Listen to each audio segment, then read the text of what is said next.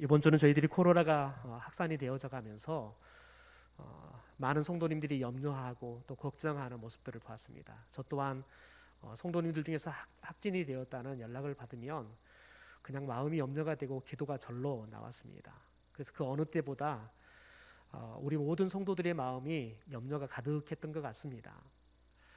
우리가 지난번에 한번 또 겪어서 그때의 심정들을 또 다시 한번 느낄 수 있어서 한편으로는 또 더 아픈 마음이 있었습니다. 하나님께서 이런 가정들을 통해 제 마음 가운데 계속해서 말씀하시는 것은 염려하지 말라는 겁니다. 염려하지 말아라, 염려하지 말아라 계속해서 말씀하셨습니다. 왜냐하면 제 마음 안에 그렇게 염려가 컸던 것 같습니다. 하나님께서 꿈속에서도 염려하지 말라 말씀하시고 성경을 볼 때마다 또 그냥 운전할 때마다 하나님께서 염려하지 말라라고 말씀하십니다. 여러분, 우리의 인생사가 항상 문제가 있지 않습니까? 그래서 야고보 사도는 여러 가지 시험을 만난다라고 이야기를 해요. 우리의 인생사가 예수를 믿어도 여러 가지 시험을 당한다라고 이야기를 해요. 그러다 보면 우리들이 문제를 해결할 수 있으면 괜찮은데 해결할 수 없을 때에는 우리의 마음이 그 문제 때문에 염려가 찾아오기도 하고 더 나아가서는 우리의 입술에 불평이 쏟아져 나오기도 하지요. 그래서 우리의 인생을 사자성어로 표현하면 생로병사라고 이야기합니다. 생로병사. 이 말의 뜻은 그런 말입니다. 사람은 태어나고 늙고 병들고 이 죽는 네 가지를 고통이라고 표현하는데요. 이 네 가지 고통을 반드시 겪어야 한다라는 의미입니다. 사람이 태어난 것도 또 사람이 늙어가는 것도 사람이 병드는 것도 심지어 사람이 죽는 것조차도 고통이다. 우리들은 사람이 태어나는 것을 굉장히 기쁘죠. 어린 아이들이 태어나면 얼마나 기쁩니까? 그런데 다른 편으로 이야기하면 사람은 태어나는 것도 고통이다.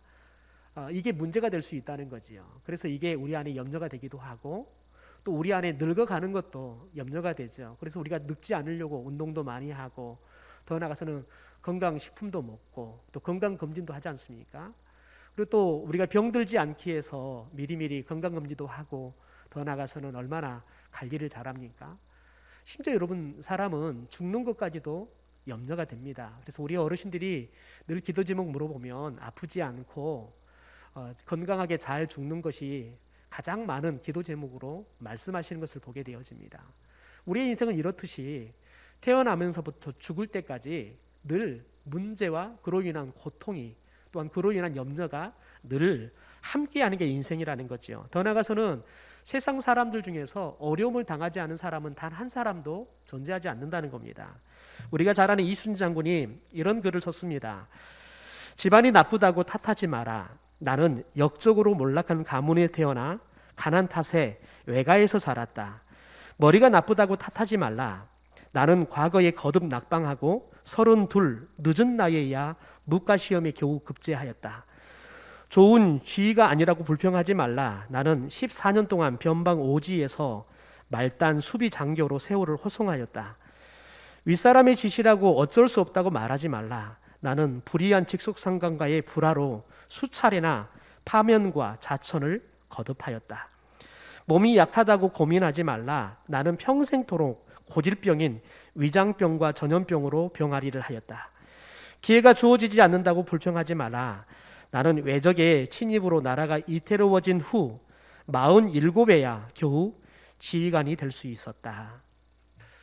여러분, 우리가 명장으로 잘 아는 이순신 장군도 여러분 태어나면서부터 태어났더니 가문이 역적의 가문으로 태어난 거죠. 근데 너무 가난해서 외갓집에서 살아야 할 정도로 더 나아가서는 머리도 그렇게 좋지는 않았던 것 같아요. 계속해서 시험에 낙방하는 글을 보면요.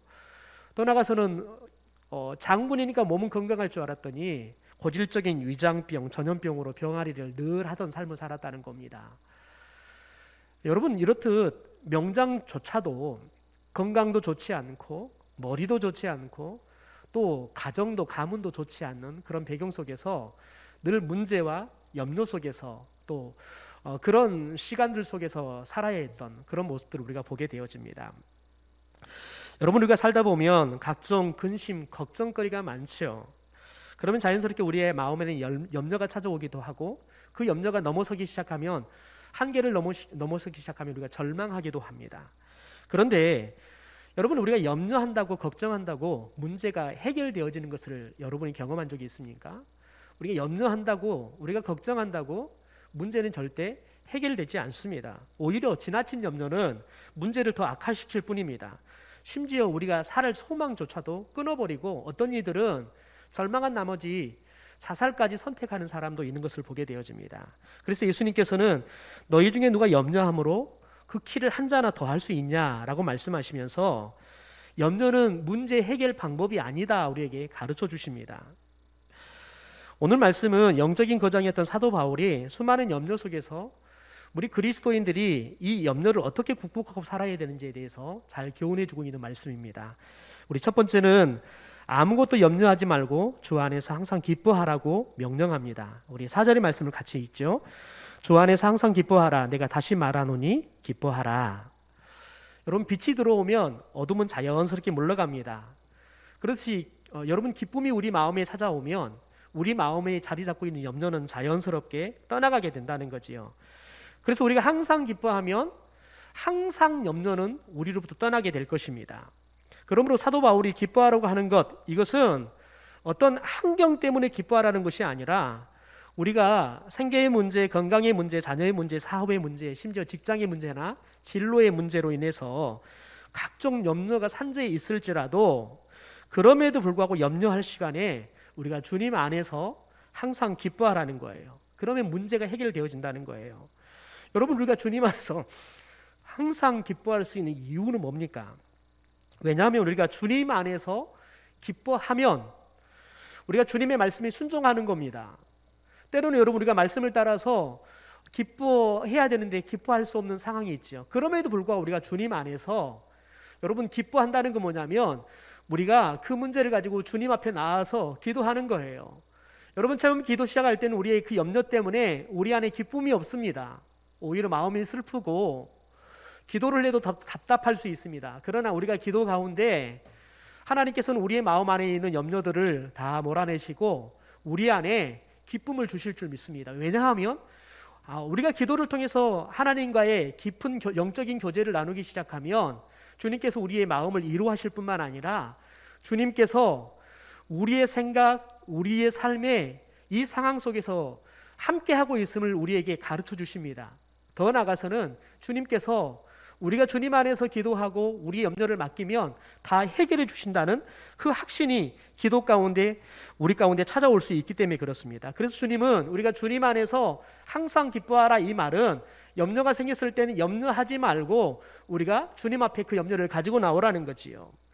여러분, 사도 바울은 옥중에서 감옥에 갇혔지만 찬송하고 기도합니다. 그가 그렇게 할 수 있었던 건 뭐냐면 그 자신의 문제, 또 감옥에 갇힌 여러분 이 절체절명의 이 위기를 하나님께 맡겨드리면 하나님께서 다 해결해 준다는 것들을 그의 삶으로 경험했기 때문에 그렇습니다. 또한 더 나아가서는 믿었기 때문에 그렇습니다. 그래서 바울은 주 안에서 항상 기뻐하라. 그러면 또 이렇게 말하면 내가 다시 말하노니 기뻐하라 라고 말을 합니다. 여러분, 그런데 여기서 사도 바울은 항상 기뻐하라고 말합니다. 그래서 데살로니가전서 5장의 16절에 보면 우리에게 항상 기뻐하라 다시 한번 이야기하고 있는 것을 보게 되어집니다. 그런데 이 말씀이 사실 우리가 잘 이해가 되지 않습니다. 어떻게 사람이 항상 기뻐할 수 있겠습니까? 기뻐할 일보다는 우울하고 슬픈 일들이 우리 인생사에 훨씬 더 많은 것들을 우리가 알기 때문에 그렇습니다. 우리가 기쁜 일을 만나면 굳이 기뻐하라고 하나님이 말씀하지 않아도 우리는 자연스럽게 기뻐할 수 있습니다. 더 나아가서 슬픈 일을 만나면 자연스럽게 우리들이 슬퍼하게 되어지는 거지요. 더 나아가서는 여러분, 사람들이 반드시 기뻐하는 것만이 미덕이 아닐 때도 있습니다. 장례식장 가서 모든 사람들은 다 슬퍼하는데 나만 뜬금없이 그 자리에서 기뻐한다 그러면 여러분, 그것은 덕이 되지 않을 겁니다. 사람들에게 비난의 손길을 받게 될 것이죠. 여러분, 바울 자신도 봐볼까요? 바울 자신도 기쁨보다는 고난과 슬픔이 훨씬 더 많았던 인생을 살았던 사람 아니겠습니까? 우리가 지난번 말씀을 통해서 바울을 살펴볼 때 바울이 개척했던 고린도 교회 안에서 여러분, 바울은 정말 어려운 일들을 많이 겪었습니다. 본인이 정말 수고롭게 애를 써서 개척을 한 이 고린도 교회 성도들이 가장 먼저는 바울의 사도권에 대해서 부정을 했습니다. 왜냐하면 사도는 예수님의 공생애를 예수님과 함께 해야 합니다. 예수님의 십자가와 부활을 직접 목도해야지만 예수님의 제자로서의 증인의 삶을 살 수 있습니다. 그런데 사도 바울은 예수님을 언제 만났냐면 예수님께서 부활하시고 승천하신 이후에 다메섹 도상에서 부활하셨던 예수님을, 이미 승천하셨던 예수님을 만나게 되어지죠. 그렇게 해서 사도로 부름을 받습니다. 그러니까 사람들이 보기에는 사도로서의 조건에 이 바울은 조금도 맞지 않는 거죠. 사도로서의 자격 미달인 겁니다. 그래서 고린도 교회 성도들이 바울의 이 사도권을 부정했던 것입니다. 더 나아가서는 바울은 글은 잘 쓰지만 설교를 못했습니다. 이 말이 좀 어둔했습니다. 그래서 설교를 못한다고 굉장히 비난을 많이 받았던 것들을 보게 되어집니다. 여러분, 말씀을 전하는 사람이 설교를 못한다고 말을 듣는 것은 정말 자존감이 땅이 추락할 수밖에 없는 겁니다. 그 어떤 소리보다 설교를 못한다는 소리를 들을 때 설교자로서 가장 자존심도 상할 뿐만 아니라 영적인 상처가 가장 큰 거지요. 그런데 바울은 이 고린도 성도들에게 그런 비난을 받은 겁니다. 심지어 바울은 대머리였습니다. 그래서 고린도 교회 성도들로부터 애모 비하까지 받을 정도로 이 바울은 굉장히 치명적인 그런 문제들을 갖고 있었습니다. 더 나아가서는 병이 있었죠. 여러분, 이 병을 낫기 위해서 3번이나 기도했다고 말합니다. 그런데 하나님께서 치료를 해주지 않았습니다. 고린도후서 12장 7절의 말씀을 보면 바울은 이 자신의 병에 대해서 뭐라고 말하냐면 사단의 사자, 사단의 저주, 사탄의 사자다, 사탄의 저주다라고 이야기할 정도로 굉장히 치명적인 질병으로 자신에게 있어서는 하나님과 관련되어 있는 게 아니라 사탄이 준 것이다 라고 이야기할 정도로 굉장히 치명적인, 사울에게는 굉장히 치명적인 것으로 생각이 들었다는 거지요. 여러분, 얼마나 이 병이 고통스럽고 아팠으면 여러분 사단의 사자다, 사단의 저주다라고 이야기했을까요?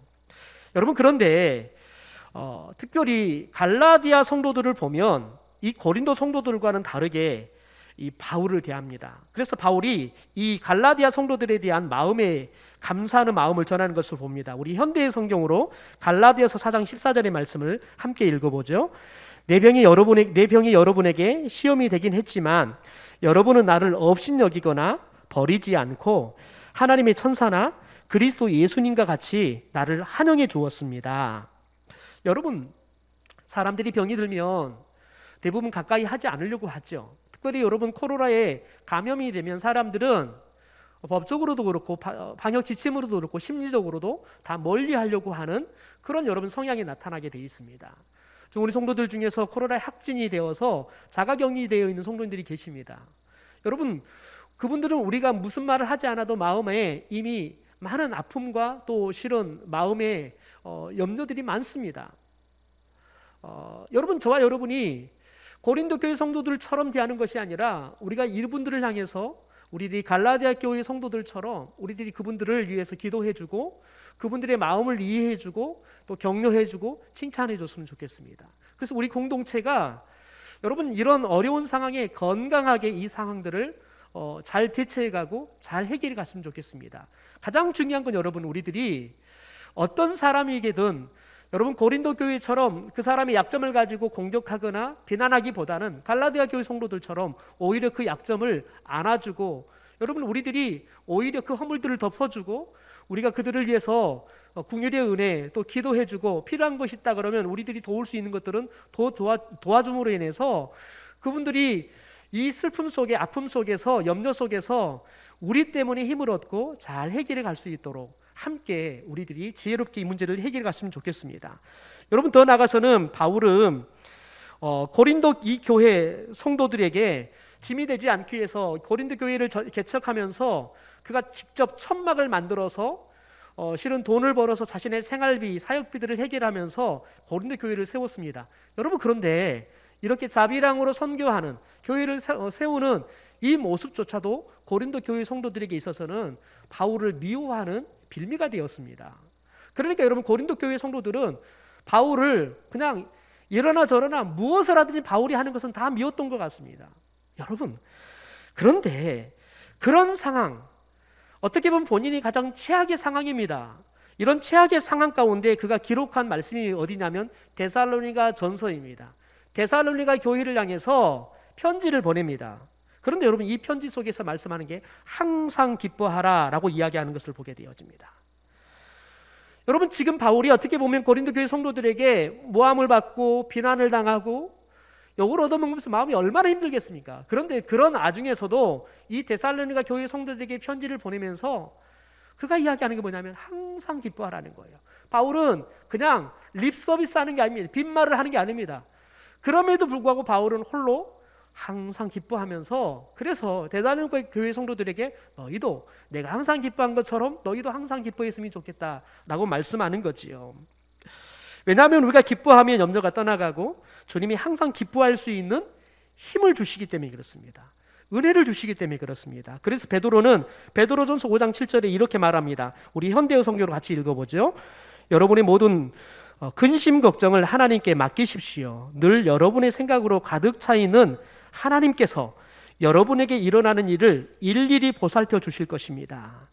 여러분 보십시오. 베드로는 모든 걱정 근심을 하나님께 맡겨라 라고 이야기합니다. 왜 그러냐면 하나님은 늘 내 생각으로 하나님 머리는 가득 차 있다는 거예요. 하나님은 우리가 잠자는 시간에도, 지금 예배하는 시간에도 하나님의 머릿속에는 우리 생각으로 가득 차 있다는 거예요. 그리고 우리에게 일어나는 일들을 일일이 다 보살펴 주신다는 거예요. 하나님께서 지금도 사랑하는 성도들을 일일이 보살펴 주고 계신 줄 믿습니다. 그러므로 여러분, 우리들이 주님 안에서 기뻐할 수 있게 되기를 소망합니다. 서롱도 여러분, 지금 이 시간 우리의 모든 염려를 주님께 맡기는 믿음의 모습을 좀 보였으면 좋겠습니다. 그러면 주님께서 우리의 이 상황들을 하나하나 보살펴 주시고 해결해 주시는 은혜를 주실 줄 믿습니다.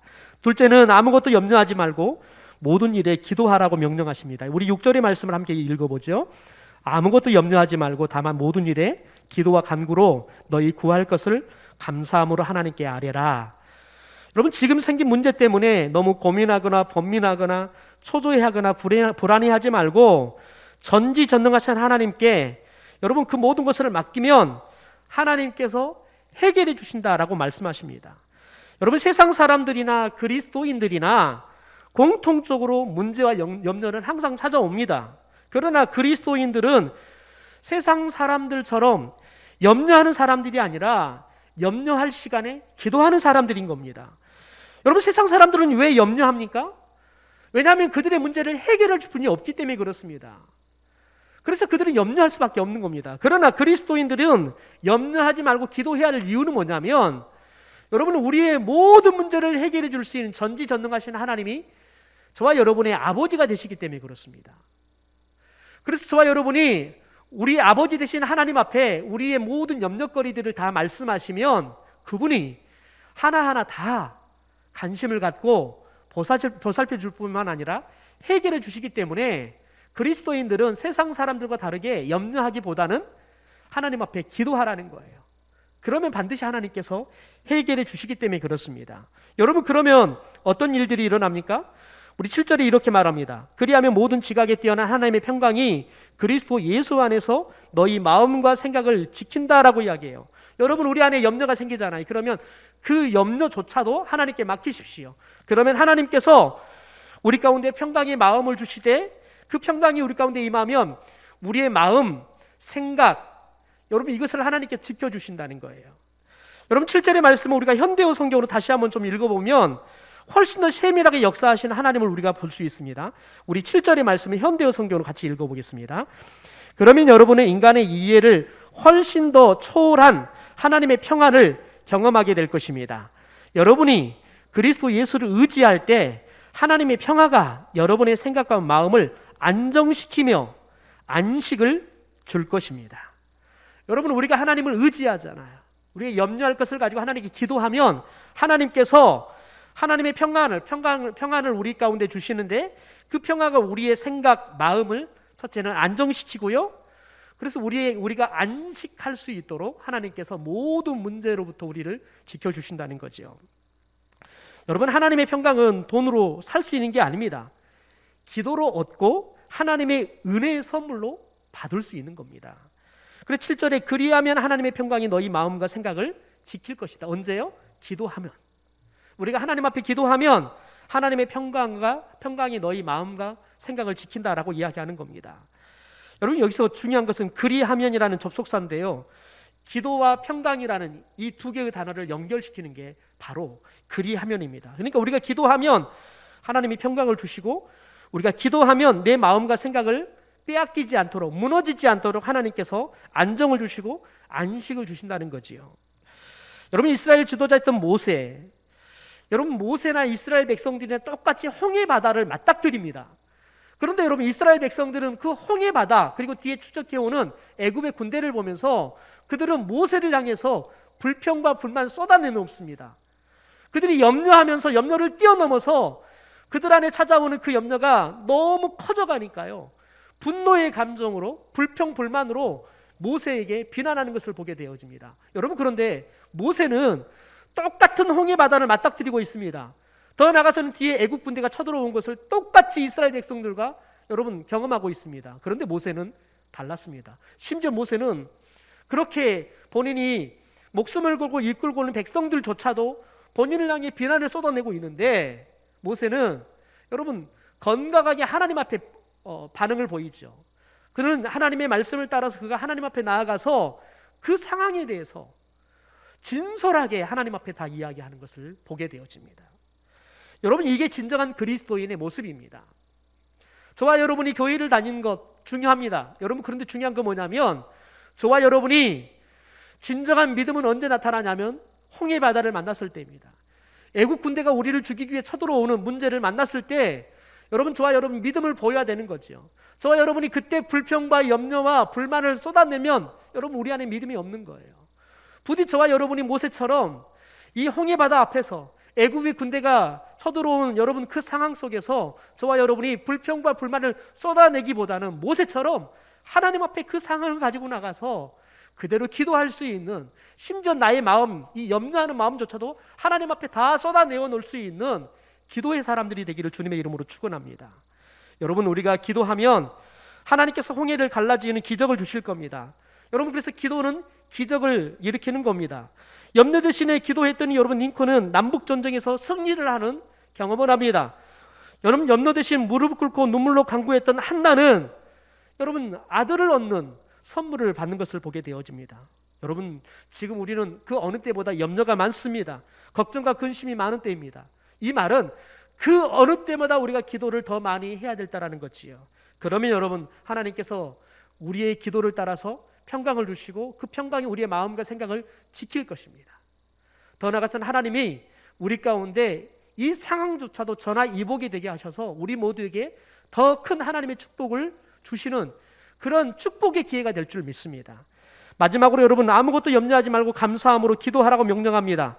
6절의 말씀을 제가 다시 한번 읽습니다. 아무것도 염려하지 말고 다만 모든 일에 기도와 간구로 너희 구할 것을 감사함으로 하나님께 아뢰라 라고 이야기합니다.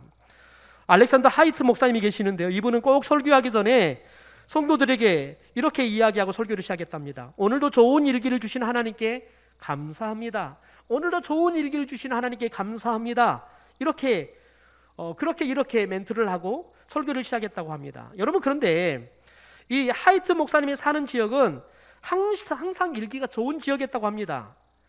그러니까 성도들은 목사님께서 오늘도 좋은 일기를 주신 하나님께 감사합니다, 이 말을 들어도 별 다르게 마음에 감흥이 없었다고 합니다.